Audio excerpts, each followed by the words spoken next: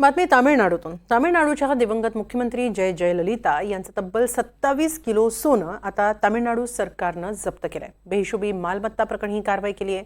27.5 kilo सोनं, तब्बल 1116 kilo चांदी, 1526 एकर जमीन जप्त करण्यात आली आहे। पाहूया एक रिपोर्ट।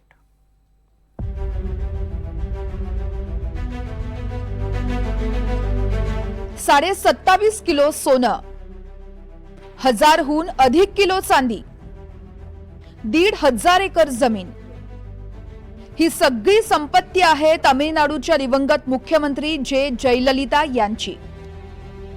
जयललितांची ही संपत्ती आता तामिळनाडू सरकारच्या तिजोरीत जमा झाली आहे। सीबीआयच्या विशेष न्यायालयानं ही सगळी संपत्ती जप्त केली होती।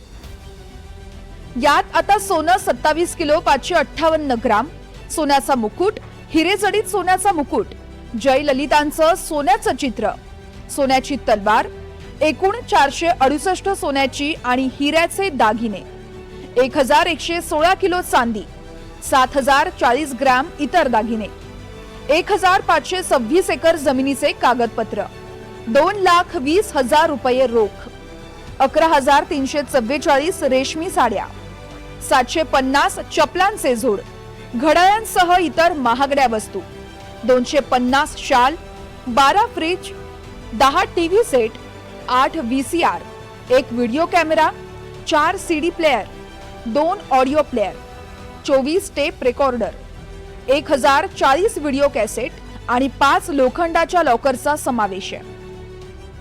कर्नाटक सरकारकडून आता ही सगळी संपत्ती तामिळनाडू सरकारला जमा करण्यात आली आहे। काही दिवसात तामिळनाडू सरकार याचा लिलाव करू शकतं।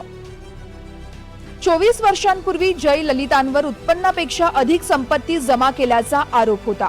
या प्रकरणी त्यांच्या सहकारी शशिकला सुधाकरण आणि इलावरासी यांनाही सह आरोपी केलं होतं।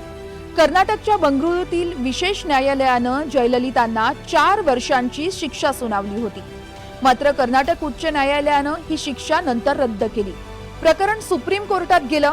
सुप्रीम कोर्टाने 4 वर्षांच्या तुरुंगवासाची शिक्षा कायम ठेवली, पण त्यापूर्वीच जयललितांचा मृत्यू झाला। जयललितांच्या निधनानंतर त्यांच्या संपत्तीवरून बरेच दावे करण्यात आले, पण कोर्टानं हे सगळे दावे फेटाळत जयललितांची बेहिशोबी संपत्ती सरकारच्या तिजोरीत जमा करण्याचे आदेश दिलेत। Bureau report, NDTV Marathi.